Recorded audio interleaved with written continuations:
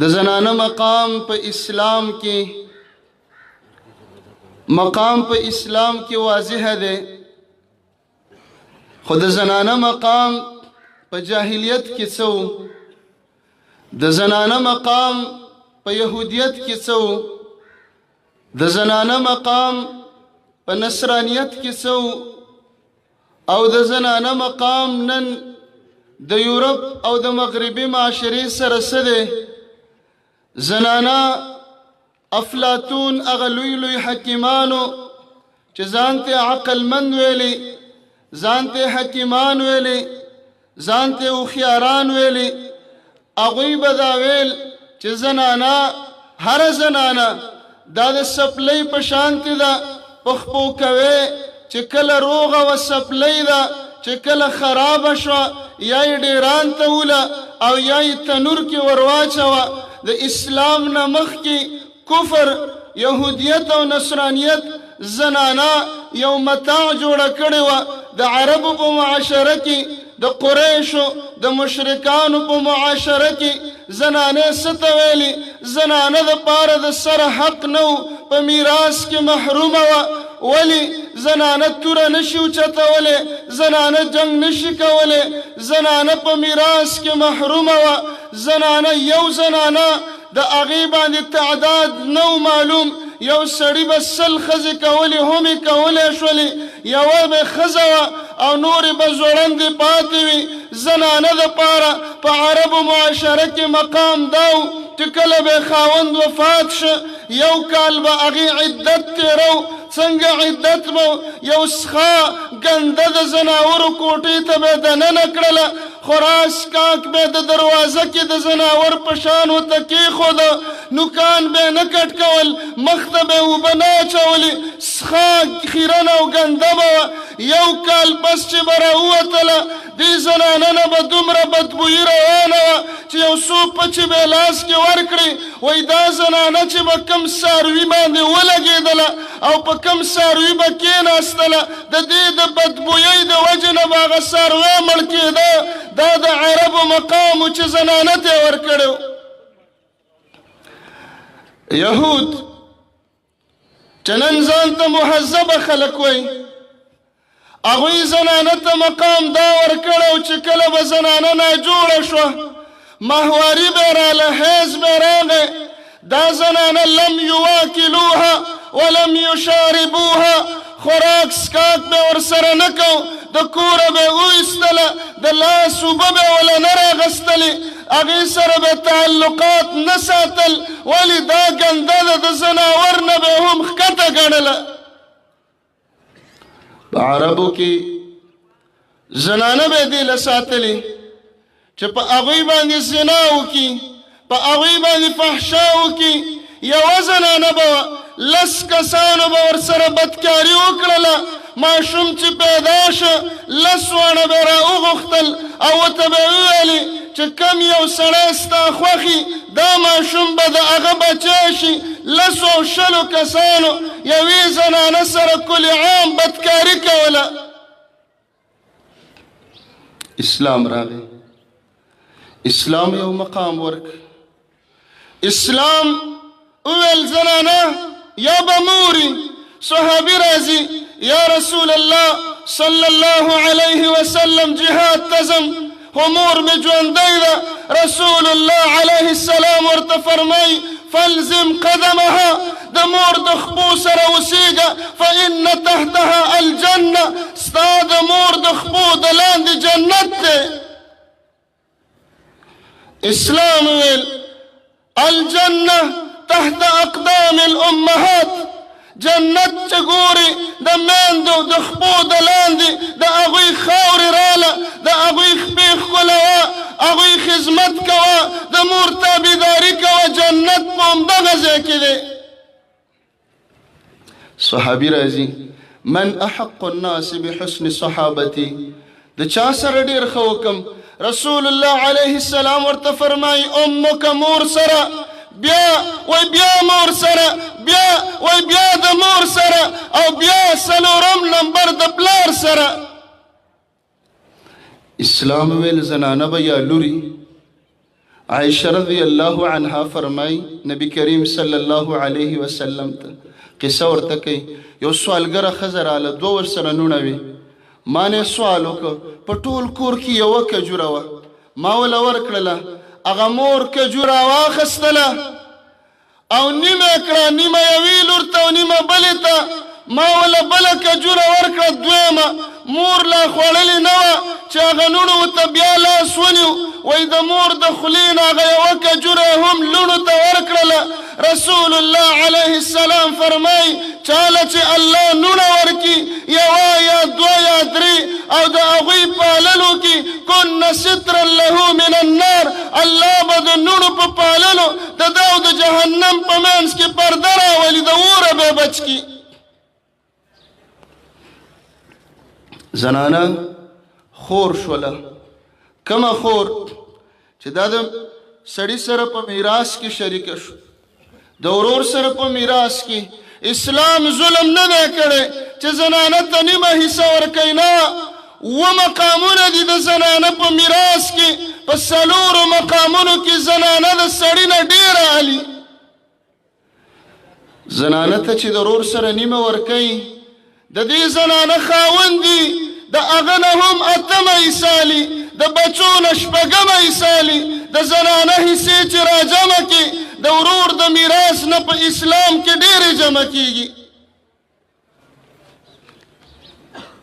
نبی کریم صلی الله علیه و آله وسلم ته یو کس بیان کوي زما یوه لور پیدا شوله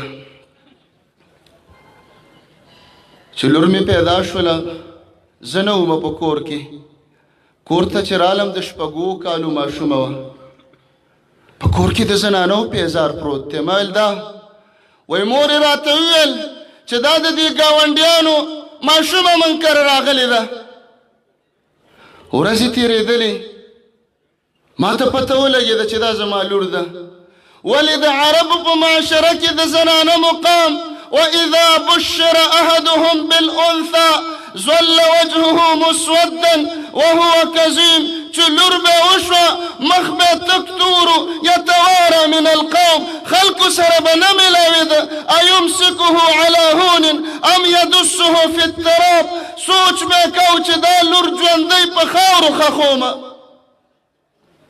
بالاخره دې پوه شي چې دا زما لور ده د ځان سره روانه کړله بیلچه راواخیستله لور ورته وایي بابا چېرته ځې وایي راځه کار مې دی روان یو ځای یې وروستله او هلته وله کنده کني چې لور پکې ودرئ وایي زما په ږیره کې خاورې لګېدلې لور به لاس راواچو ږیره به یې راله صفا کړله بابا دا څه کې ما پې خاورې وراړولې رسول الله علیه السلام جاړي او په دې ژړا کې پاڅېده دی وایي ما دا خپله لور ژوندی ښخه کړه او هغې د بابا بابا نارې وهلې ما ته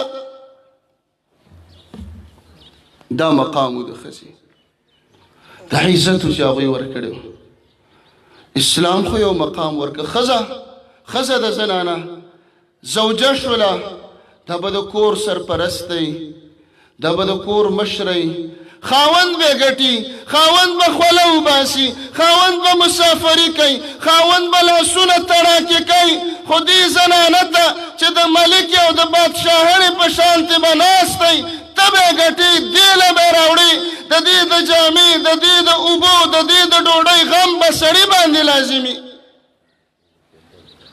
دا به د کوره بهر نه راوځي نن چې کم یورپ ډنډور چغه کوي چې موږ زنانو ته ازادي ورکو او د حقوق نسوه یا د زنانو د حقوقو په نامه بیلونه پاس کوي د دوی مقصد دا ده چې دا زنانه په کور کې حیادارې ناستې دي او د کورونو نه راوایستلی شي او ټولې بې حیا شي مغرب امریکا او یورپ دې خلکو زنانه ته دا حق ورکه چې زنانه هغې نه لوپټه وغورځوله هغه د کوره راوایستله په سټیج د زرګونو سړو مخې ته ګډه کړله دا د دوی مغربي حقوق دي چې زنانه له یې ورکړل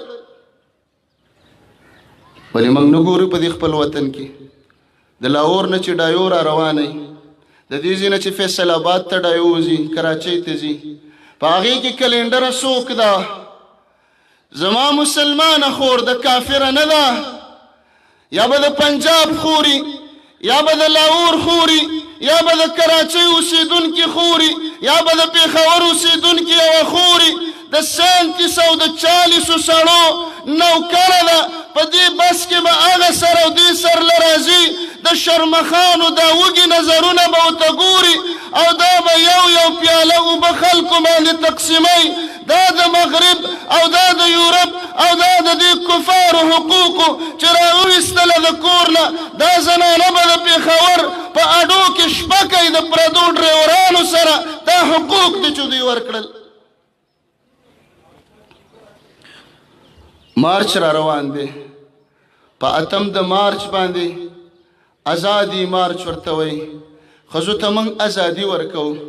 یعنی کفار دا وایي دا اواز چې لګوي دا زنانه ولې کورونو کې ناستې دي، د دوی بدنونه ولې پټ دي، د دوی مخونه ولې پټ دي، زموږ د نظرونو نه ولې پناه دي، موږ ورسره ولې بدکارۍ نه کوو. د حقوق نسوا په نوم چغې وایي چې دوی را وباسي او بېحیایي کړي. څه وخت کې لیوان را جمع شو، شرمخان زناور احتجاج جوړ کړ، لارې بندې کړلې، سرکونو ته راووتل. ولې لیوانو، ولې شرمخانو؟ موږ د ګډو او د چیلیو حقوق غواړو. ګډې او چیلیو سره ظلم دی، د شپې بندي کړي دي، د شپې ورته دیوالونه او شپولونه جوړ کړي دي. دا ګډې او چیلی دي د شپې هم ازادې وګرځي. موږ د هغوی د حقوقو دپاره جنګ کوو. ګډې ډېرې خوشحاله شولې که خیر یې زمونږ څوک همدردم پیدا شو. په موږ چې خفه کېږي، موږ له چې حقوق غواړي، موږ له چې ازادي غواړي، د هغوی مقصد دا و چې موږ د شپې نهاري، موږ د شپې وږي یو، ګډې او چیلی نه وي. مالکانو ورته سپي څوکیداران کړي دي، په خپله ورته ولاړ دي، ازادي وله غواړو. ګډې او چیلی ډېرې خوشحاله وي چې زموږ دپاره لیوان شرمخان زمري لګیا دي، چغې وایي چې حقوق ازادي چې را ووتلې یوه به ماتوله. نن کفار، نن په دې ټیویانو، نن په دې میډیا، الکترونیک میډیا، پرنټ میډیا، سوشل میډیا چې څومره دي دا اواز لګوي چې ښځو ته حقوق، ښځو ته ازادي، دا ولې حجاب کوي. د دوی مقصد دا دی چې موږ زناور نهر یو، دا زنانه را وباسئ چې موږ خپل خواهشات پوره کړو. زنانه ته د کار اجازت ورکړی شي. په کور کې ولې ناسته ده بنده، کار دې وکړي، د سړو سره دې اوږه په اوږه روانه شي. د دې زنانو سوشل ورکره یو زنانه یو کلي کې لاړله، یو کور ته ننوتله، یو کور ته ور ننوتله. په هغې کې یو ساده زنانه ناسته ده، د کورونو مؤمنه زنانه وه. دا هغه زنانه ور ننوتله چې دا چغې وایي میرا جسم میری مرضی.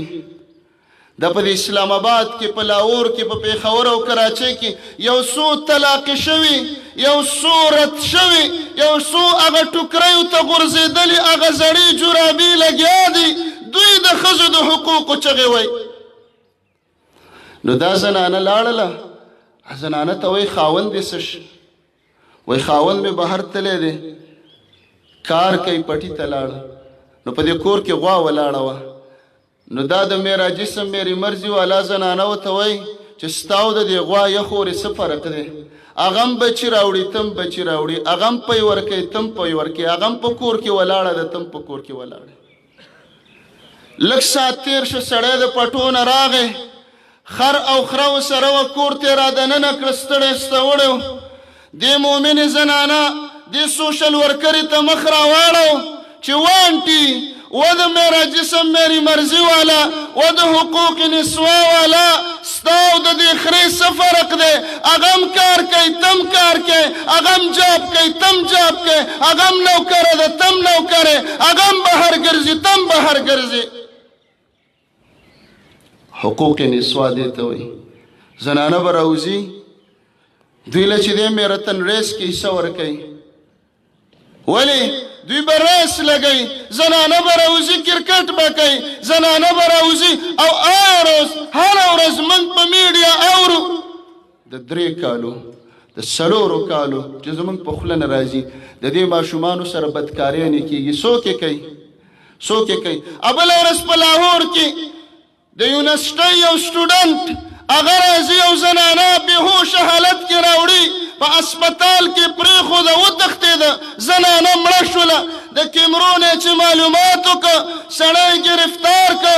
دا سړی د دې زنانه د دې جنۍ بوای فرنډ یعنی د بدکارۍ ملګری دا په کالج او یونیورسټۍ او هاسټلو کې دیره بدکاري کړې وه چې کله هغه حامله شوه ماشوم یې پیدا کېده مرګ یې حال یې پرېغوسته وتښتېده. دا زناور خواهشات پوره کوي خو چې تکلیف راشي بیا به خپې وباسي. مغرب کم حقوق موږ له راکوي، کومه ازادي موږ له راکوي؟ مساوي حقوق. د امریکې دا اوس چې راغی جو بایډن دا تقریبا 45 نمبر د هغوی صدر دی. د ده نه مخکې ټرمپ راغی چې د هغوی ډاکټرانو ویلي چې دی منټل دی، پاګل دی، لیونی دی. د ټرمپ په مقابله کې زنانه هیلري کلینټن ولاړه وه. د امریکې کافرو عوامو زنانه کامیابه نه کړه. ولې؟ زنانه ملک ډوبوي، زنانه ملک قرضداري کوي، زنانه ملک د IMF غلامي. دا موږ چې غلامان یو، دا ملک چې په قرضونو کې ډوب دی، دا نن چې مهنګایي ده، دا زنانه او حکومتونه ناپوهه وي، ناقصات العقل وي، ملک یې تباه کړ.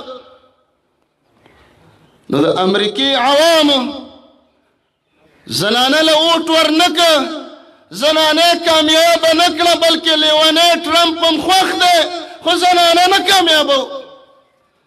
راشئ تاریخ وګورئ. د امریکې هغه د یورپ او د جمهوریت نن لوی علم بردار دی. د هغې 1.5 یا 200 کاله تاریخ دی. په 200 کلن تاریخ کې په امریکا کې تر ننه پورې و مسلمانانو ښځه صدره نه ده راغلې. وګورئ تاریخ. په موږ یې څو ځله راوستله او نور هم لګیا دي تیارېږي د پلانکي صاحب لور او د پلانکي صاحب لور. تیارې وله شروع دی چې دا به راځي په تاسو باندې. په امریکا کې نن پورې صدر وزیر اعظم ښځه نه ده راغلې. ته کم مساوات یادې؟ ته کم حقوق یادې؟ مساوات منې چې زنانه سره مساوات قایلې و د میرا جسم میری مرضی والا و د زنانو د حقوق والا چې ته مساوات وې. زنانه چې کال کې بچی راوړي یو به ورسره بیا تم راوړي که ته د مساواتو قایلې. ته راوړه یو بچی که نه یو حمل ته پیدا که ځکه تاسو خو مساوات غواړئ. دا تاسو چې کوم مساوات غواړئ شاه بینران شي ښځو سره بچي راوړئ. ته کوم مساوات وې؟ په هر ملک کې صدر یو دی. ودې ښایي په دې مساواتو کې موږ ته دوی د حقوق نسوا موږ ته وښایي. امریکا دې راوالي، بیا یورپ برطانیه دې راوالي. آیا یو سړی یو ښځه صدره شته؟ نشته. یو ګورنر سړی یو ښځه شته؟ نشته. یو IGP سړی ښځه شته؟ نه نشته. یو چیف اف آرمي سټاف سړی ښځه شته؟ نه نشته. ته په خپل ملک کې مساوات ولې نه راولې؟ 2 صدر اعظمان راوله، یو به سړی یو به ښځی. په هر ښار کې 2 ګورنران به، یو به سړی یو به ښځی. زموږ د ملک مساوات دلته مساوات دا دي چې ښځه ټیچرۍ په سرکاري یا پرایویټ سکول کې. ولې؟ دا د کور نه تنګه شوې ده، ازادي غواړي. په کور کې د 4 ماشومانو خدمت نه کوي. په پرایویټ سکول کې په 8000 استاذه ده، د 30 ماشومانو په دې یخنۍ کې پوزې به پاکوي. دا حقوق نسوا دي د دوی. په دې کې یورپ کې چې دی په کارخانو کې سړي او ښځې کار کوي. سړي ته ماهانه 80000 او ښځې ته 20000. دا کم مساوات دي؟ قرآن سوي من عمل صالحا من ذكر او انثى وهو مؤمن عمل وکا نارینه که خزه منځ کوي هم الله پورا اجر. که خزه النبي عليه السلام فرمای اذا صلت المرأة 5 5 منځونه کوه وخزي او روجي نساء او د خاوند تابعداري کوه د جنت 8 دروازې ته کلاوي دي ورننه وځه. په جنت کې کمی نشته چې د ښځو جنت وړوکی دی او اجر یې چې دی 10% دی نه یو شان دی. اقول قولي هذا واستغفر